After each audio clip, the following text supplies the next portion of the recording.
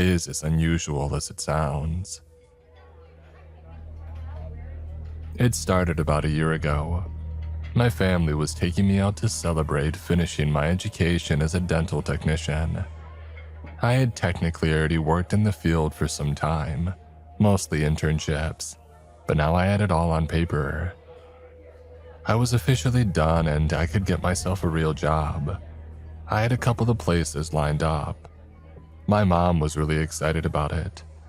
She booked a table at a pretty pricey downtown restaurant. You need to book it at least a month or two in advance, especially if you want a weekend or an evening slot. Not only did she do that, but she booked it with space to spare. Mom, Dad, my girlfriend Amy, my older brother, and my grandparents. One big outing. I was a bit nervous about them meeting Amy as it was their first time, but I figured it would be fine.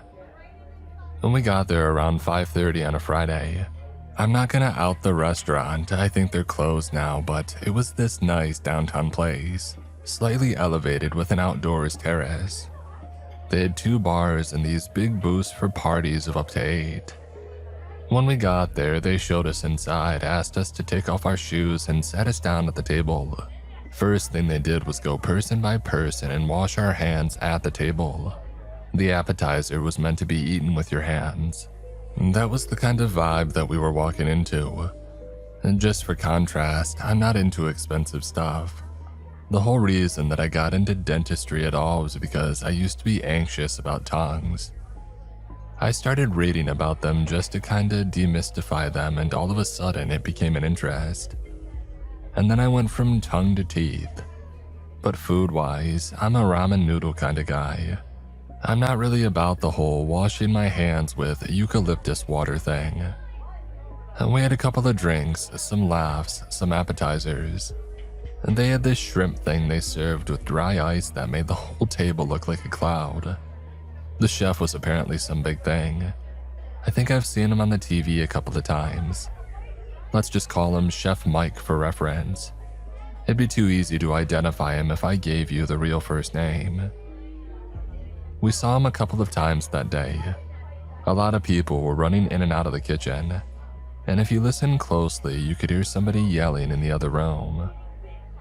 As the clock closed in on 6 p.m., a waiter put down a plate right next to me. No one else got a plate like that. It was a kind of zesty halibut with haricots, verts, and asparagus foam. When I looked up, I realized that I had been served by Chef Mike himself. "For the birthday boy," he smiled. "It's not my birthday," I smiled back, "but thank you." "Pardon my assumption. May I ask the occasion?" The others at the table chimed in. My grandparents were talking about how inventive I was as a child. My mother straightened her back and started talking about my excellent oral health.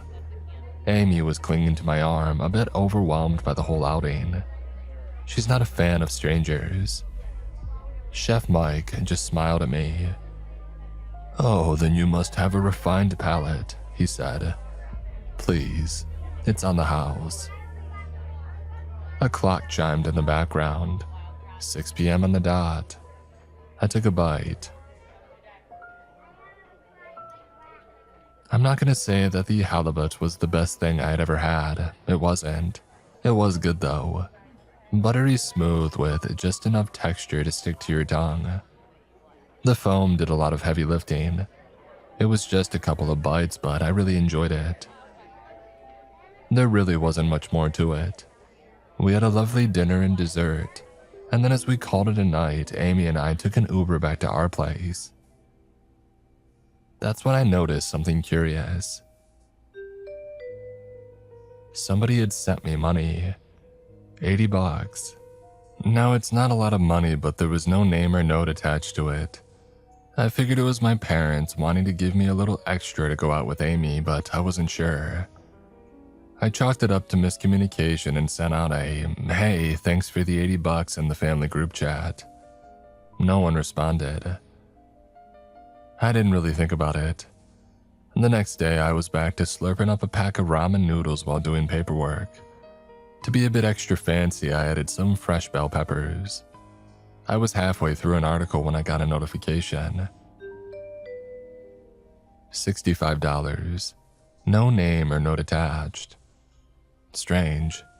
Not just that I got money again, but that it was a different amount. I sent out another message in the family group chat, thinking maybe my grandparents were the ones who had sent it. Maybe they thought the first didn't go through. I could only speculate, but the group chat stayed silent. Over the next few days, I noticed a couple of things. First of all, there were days when I didn't get any money at all. I did get a couple more deposits though, but only on days when I had dinner at exactly 6 p.m. It was the only common denominator. Ramen with bell peppers, yeah, I know, twice in a week, got me another $65. Fried chicken and rice got me $70. Add some curry sauce and have it again the next day. I got $73. The sums would differ, but I would only get something on the days where I ate at exactly 6 p.m. And the thing is, it was fast and consistent. I could be sitting at home chilling in front of the TV and I would get a notification, but only if I was having dinner at 6 p.m. This brought me to a couple of uncomfortable realizations. First off, the sums would differ depending on what I ate, meaning that there was some kind of rating system. And second of all, and maybe more importantly, somebody could tell when I was eating. Someone was somehow observing me eat. This triggered all kinds of paranoid responses in me. I would stop eating out of spite. I would bring Amy over and ask her to check outside for somebody watching me through the windows. I borrowed a strong magnet from a local magnet fisher to check if I got any bugs on me. All of it turned out nothing. I think the only thing I managed to do was convince Amy that I was getting paranoid. She wasn't too happy about it, but I think that's just because she worries. She's a worrier. One day I decided to test it all further. I locked myself in the bathroom. I turned off the lights and hid behind the shower curtain. I had a microwaved waffle with some vanilla ice cream in a bowl. I took little bites at exactly 6 p.m. and listened for a notification on my phone. My hands were a bit shaky. I was so focused on listening for that sound that every creak and groan of the apartment building sent sparks into my chest. As soon as I finished the bowl, the phone beeped. $45. I couldn't even see my own hands. Unless somebody was using infrared or sonar, there was no way that they could see or hear what the hell I was doing. Something wasn't adding up. I kept experimenting over the next few days. I tried to test the boundaries of what counted as dinner. Soft foods like drinks and slushies and marmalade didn't count. Neither did snacks like chips or crackers. It had to be something substantial and traditional. I tried going the other way around. I got this really nice cut of beef from a local butcher. I asked Amy to help prepare it, seeing as she's a bit more of a cook than I am. She put some real love into that thing, using a sort of truffle glaze and serving it with roasted potatoes.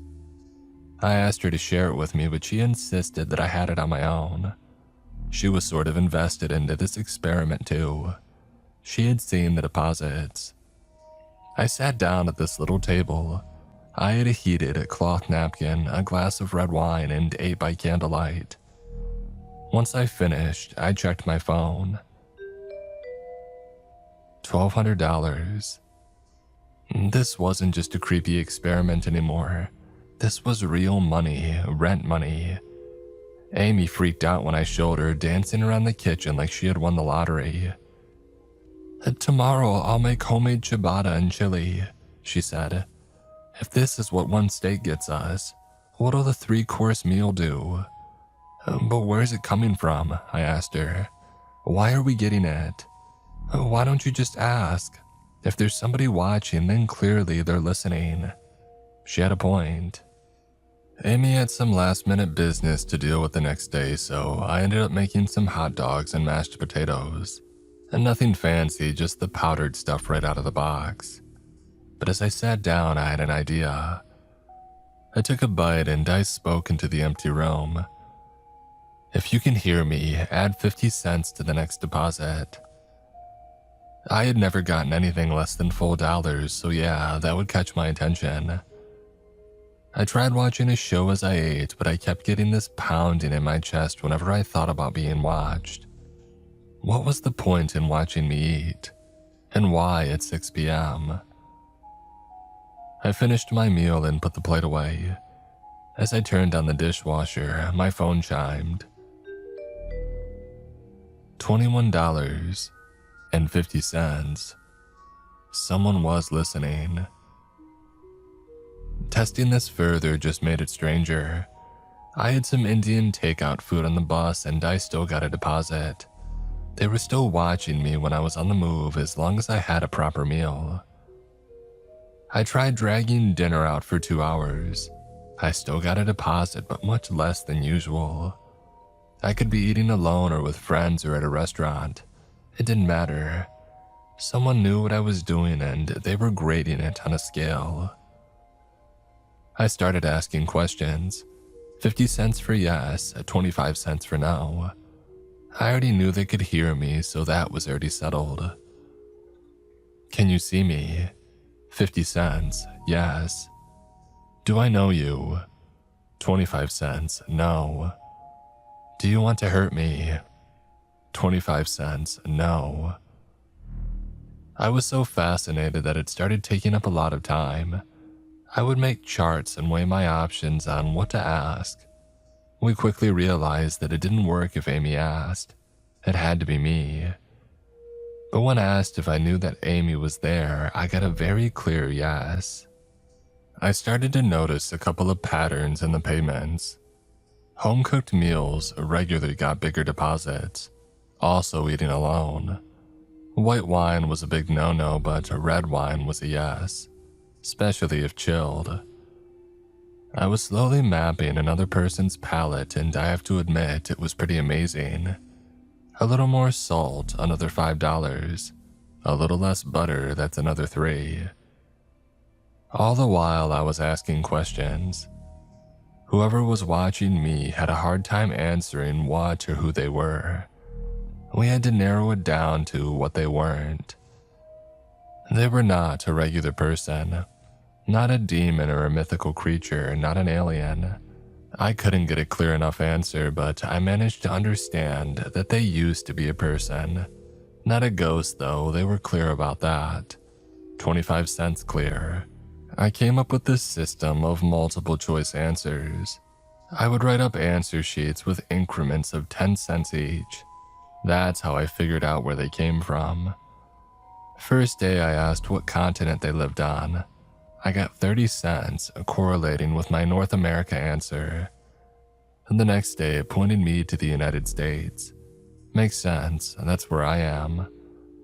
The third day I asked them to write out the first letter of the state code. I got 19 cents, meaning S. The next day I got 4 cents, meaning D. SD, South Dakota. Pretty far away. I tried to narrow down exactly where they were at, but after a while they stopped answering. Turns out they didn't know for sure. It was east of the river, that much I figured out. I got the impression that whoever I was communicating with wasn't entirely sure either. Some days the question that I asked took longer to respond to, and there'd be a delay before I got the deposit. All the while I was raking in some pretty good money.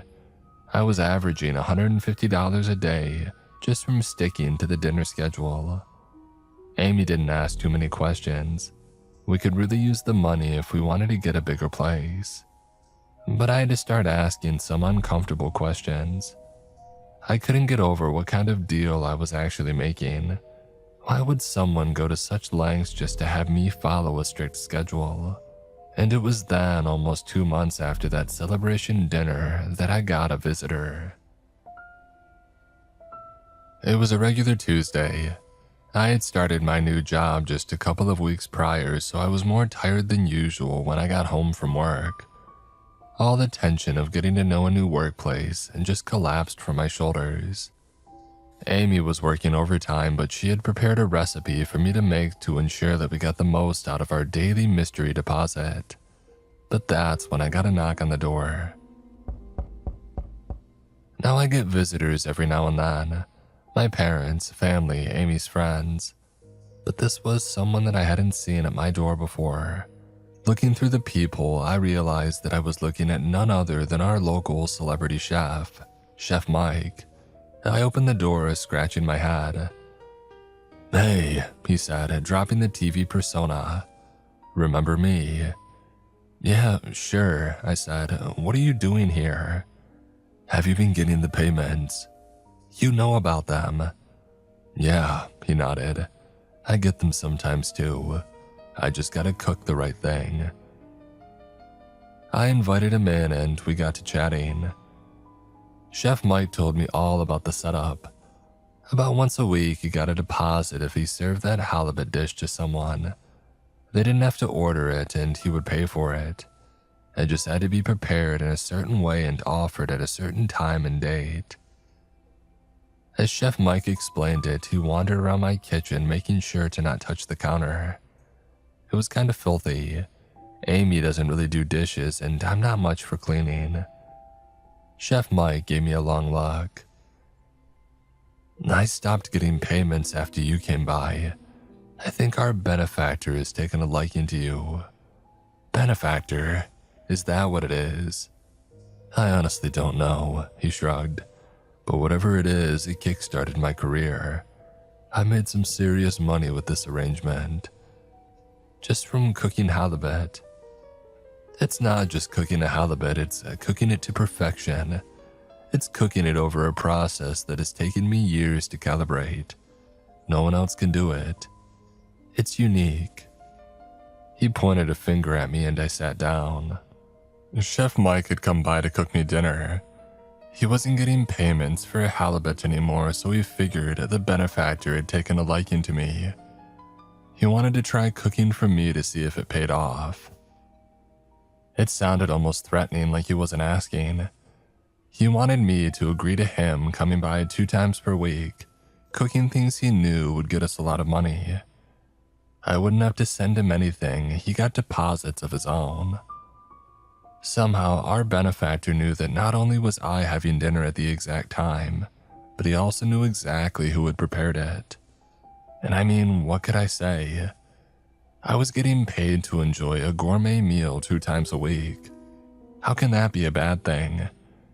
I wasn't being tricked here, I saw the whole thing from start to finish. No matter if he made a paella or a chicken frittata, I'd see the whole thing, no tricks. So yeah, I agreed. Amy would have killed me if I didn't. She got all the leftovers that she wanted. That, and she was a bit of a closeted Chef Mike fan. She followed his YouTube channel. Things changed rapidly after Chef Mike and I shook hands on this deal. He got all new kitchenware for me and had a firm come by to clean. He put in this new hood over the stove and put in a wall-mounted spice rack. All custom jars and no labels necessary. On days when he came by, he would sometimes bring an assistant or a sous chef. He was taking it seriously. I can't count how many unnamed people came and went through my kitchen during those days. Some didn't even look like chefs, more like mercenaries. And deposits had kicked up significantly. My max payout was somewhere around $3,200. It never dipped below $300. Still having him around was nerve-wracking. He had an absolute shit temper, and he would blow up at Amy all the time. She would just be excited to have him there and he would cuss her out for staring. It was heartbreaking watching her go from all excited to withdrawn. After a while, she would avoid coming out at all on days when he was there. All the while, I was still trying to understand our benefactor. I asked him to spell out his name, but all I got was N and O, 14 cents and 15 cents. And then I decided that I had to ask some big questions, something that would take a long time to answer, but that I had to know. Despite knowing that it might take weeks to get the full picture, I painstakingly made a schedule to ask a question that I couldn't stop thinking about. How can you see me? It took 8 days to get a complete answer. Every day, I checked the deposit and the corresponding number of cents. I put up one post-it a day until the answer was staring at me. 21, 18, 5, 25, 5, and 19. Your eyes. I tried eating with my eyes closed, but that didn't seem to affect it at all. That confused me. If this thing could somehow experience things through my eyes, that didn't explain why it wanted me to eat. I started getting strange messages not related to the questions that I had asked. Letters that wasn't a response to anything that I asked. I could ask a yes or no question and get 4 cents, a D. Over the weeks that followed, I filled my fridge with all kinds of strange messages, all written on colorful post-it notes. Good taste, best tongue, more salt. Chef Mike shared that he was getting messages too, but he hadn't figured out that they had a meaning yet. It was only when I pointed it out that he realized that he had started getting cents. He hadn't gotten those before. He wrote out all the cents that he had received in a number sequence and had me translate it while he cooked. And this one says, "Can't see," I said, pointing to a series of post-its. This other one says, "Can't touch." So he can't touch and can't see. And he lives in South Dakota. And he sees things with other people's eyes. Chef Mike shuddered. He didn't like that. Amy was standing quiet in the corner, keeping her head down. He says that I have a good tongue. The best, I added. What do you think that means? Well, Chef Mike sighed. Over the years I've worked with him, he made me perfect that one halibut dish as a sort of calibration. Maybe he was looking for someone to enjoy it the right way. But how does he know that I do that? He shrugged. See through your eyes, taste through your tongue. Taking all that I had learned into account, I decided to dive deeper into another question. Why specifically at 6 p.m.? Why was that so important? And the answer I got was as simple as it was infuriating. Dinner. I asked what happened before that and why it couldn't be 5 p.m. Gym. The benefactor had a schedule. Work, gym, dinner, woman, sleep. I got this impression of somebody living vicariously through others, maybe literally. How else can you explain somebody knowing that I'm eating strawberries and cream in the dark, and not just flushing them down the toilet? I shared my findings with Amy, all the post-its, the talks with Chef Mike, the experiments, the questions. I showed her my conclusions and suspicions, drawing it out of my iPad like I was mapping a conspiracy theory. Red lines from one circle to another, dates, answers. I had printed out pages of deposits and highlighted every cent. Just in case, I had checked if the full dollar amount was anything due. It wasn't. And that rating, it was getting intricate. The benefactor had a very particular palate. It enjoyed beef the most, well done surprisingly. The grilled was a no-go, but it enjoyed the barbecue in various glazes. There was a little upshoot whenever I had a pleasant appetizer, and even more if I finished with a dessert. Chef Mike managed to break the record with a $4,100 deposit after serving me a 4-course meal. But man, it was awkward. I was just sitting there savoring it, while Amy watched from the other side of the room. I could tell that she was having second thoughts about this entire thing. I couldn't blame her, but we were talking about big money by now. This was a daily income in the potential thousands. Finally, at one point, she just flat out asked me about all of it. We were driving home from the grocery store and she had me pull over.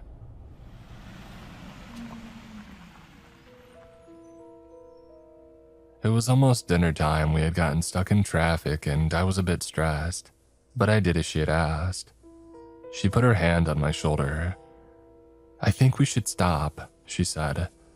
"We got so much from this, there's gotta be a problem with it. I don't feel comfortable doing this." "It's a lot of money," I agreed, "but can we afford to stop?" She nodded. "We got a lot, I know, and we can put it to good use. But when's enough enough? Didn't you want to be a dental technician?" "I am a dental technician," I insisted. "You spend more time on your charts and recipes," she said. "That's all your time." "It's income in the thousands, Amy. The thousands. And what do they get from you that's worth that kind of money?" I didn't have an answer. My tongue felt dry. The clock was almost 6 p.m. I leaned back and smacked my seat. Amy recoiled a little and I reached out to apologize. We were okay, it was just a lot. And I mean, yeah, she was right. I was being paid for something that I didn't understand, and it was a lot of money. If I can't understand it, how can I consent to it? I decided to swallow my pride and agree with her. And so that day I skipped dinner, and for the next week, I kept that up. It was a bit strange as stepping away from a strict schedule, and Chef Mike wasn't all that happy about it. He went back to making that halibut dish, looking for somebody new to appease the benefactor. I would get these occasional messages like, "No one yet," and "You sure you're still out?" The message that stuck with me the most was just, "Do you know how lucky you are?" I stopped responding after a while. Amy was doing a lot better. We started eating together again and we could be a bit more spontaneous. It was a load off my shoulders, but I would still catch myself wondering at times. Whenever 6 p.m. rolled around, was something looking through my eyes? Was it tasting my tongue? Or had it moved on? There were no more deposits. It sucked not to have that income, but it was a strange thing to rely on to begin with. And I won't lie, it was convenient as hell. But there is something uncomfortable to it. I can't put my finger on it. But after 2 weeks of stepping away from the deal, something changed. I lost my job. I'm not saying that I was the perfect employee, but I was doing a lot better now that I didn't have any distractions. It came out of nowhere. There were no mass layoffs or anything, it was just me. And on the same day as some nameless security goon is carrying my stuff to my car, I got a text from Amy. She had lost her job too. All of a sudden, that income is looking like a lifesaver. But I couldn't help but think, what if that's the point?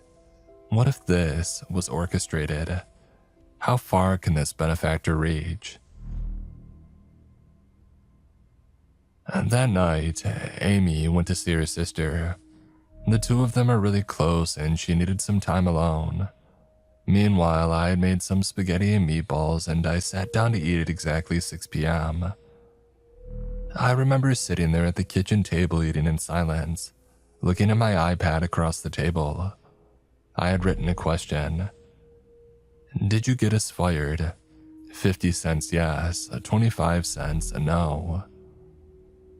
Every bite felt wrong, like somebody was watching me from inside my mouth. Like there was somebody else sitting in the same space as my body, savoring me like a goddamn juice box. It felt like I was putting on a show, making myself into a canvas to be painted on. But I finished the meal. There was a deposit later that night, $480.50. That's a yes. It got us fired. I didn't tell Amy about it. She thought that we had gotten away from that whole ordeal and now it was threatening to pull us back in. I wanted to give her some peace of mind, so I decided that I was going to do something about it. I had a plan to get this benefactor out of our lives once and for all. One evening when she was out, I sat down at 6 p.m. with a new plan. I was going to make the benefactor turn away from me forever, and I could only see one way of doing that. I had lined up a plate with orange juice, toothpaste, diced onions, and mayonnaise. That and a spoon. I had prepared an empty bucket next to me. My heart was making backflips as the clock crossed over to 6 p.m. When it did, I dug in and ate until I couldn't eat anymore. I ate and got violently ill. There were no deposits that night. For a few days, it had seemed to work. I could eat at 6 p.m. without getting a deposit. It actually lightened my mood a lot. I didn't feel watched anymore, and I think Amy noticed it too. She seemed a bit more at ease. At dinner time had become this unspoken stigma between us, but we had started to look past it. We could joke about it, plan a little outing. We might even have dinner at 6 p.m. We moved back into a better routine. I took down the Post-its from the fridge. I deleted the document with all my findings. I'll admit I wasn't sure about that one. There's no harm in keeping a file on your computer. But then again, if I wanted to fully commit, I couldn't keep that stuff around. After much deliberation, I cleared it out. Things were looking up and I got a new job interview. Amy and I were looking at bigger apartments, hoping to find something within our price range. Not for now, but for when we got back up on our feet. But things don't always turn out like you want. It was the middle of the afternoon and I had spent my day talking to some old classmates. I was waiting for a response from a recruiter who had shown some interest. I got out of my car at around 4 p.m., bringing some groceries along. The front door was open and so I figured Amy was at home. I did what I always did. I spoke out loud about my day. Mark got a new job, I said. Sounds like it wasn't just me that's been laid off. No response. I got some turkey breast. I figured we could make some. I looked down at my grocery bag. Turns out somebody had switched it. This wasn't what I had bought. But for that to happen, they must have been in the car while I had checked my phone. Looking up, there was a man in my living room. He was about 6'3", slim shoulders, thick horn-rimmed glasses, a buzz cut, gray dress coat, simple blue jeans. Something in my blood froze when I saw him. I think I've seen him at Chef Mike's place. It was like coming face to face with a lion. All kinds of strange details just burned into my head. The way that he laced his shoes, the silver ring on his left index finger, the slight hint of a scar on his neck, the tinted blue sunflower on the commercial rolling in the background. We just stared at each other for a second. I counted my breaths, trying to keep my brain from spiraling. I was making 100 plans at once, and they were all incomplete. Run, scream, shout, talk. Why aren't I talking? Do something. He burst into a sprint. I dropped my groceries and got about 5 steps before he caught my neck and pushed me down. I felt something cold, metallic, and heavy push against the back of my skull. Not a word. Not a single goddamn word.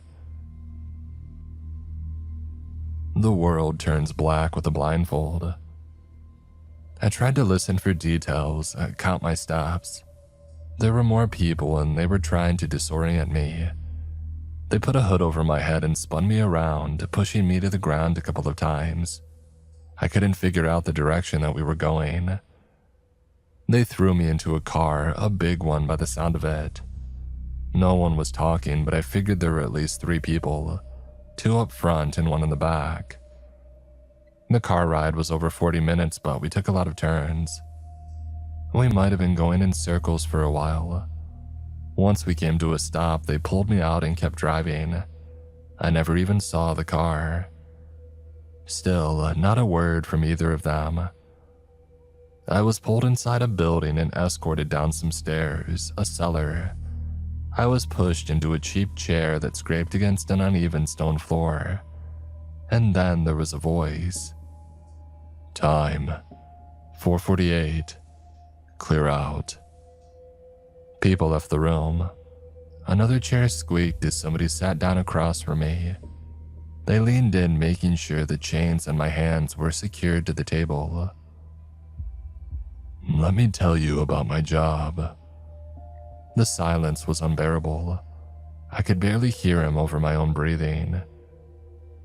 I've had a job for 6 years, he said. Best job I've ever had. Before this, I was ready to bite a bullet. I had no purpose, no income, nothing. He tapped something against my head.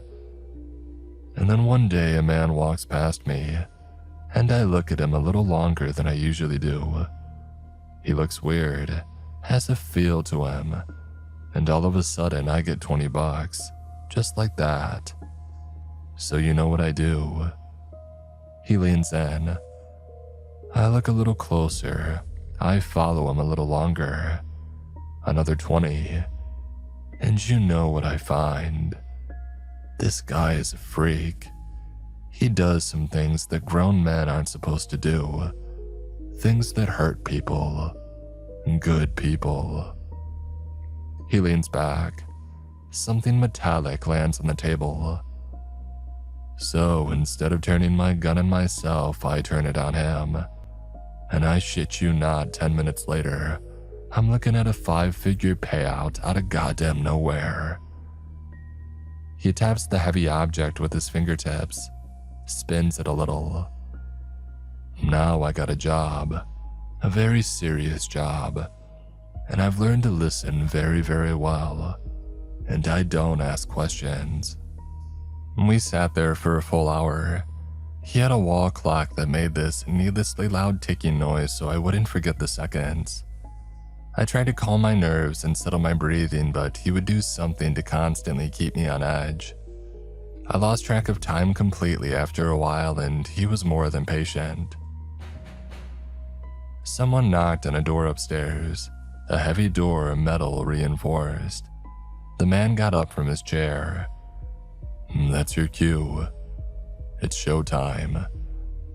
I instantly recognized the voice as the door creaks open. Amy. They drag her down in chains, kicking and screaming. She yells my name. Not that I can do anything, it's like reaching for a teddy bear. She's just screaming to get the fear out, and it aches in me not to be able to do anything.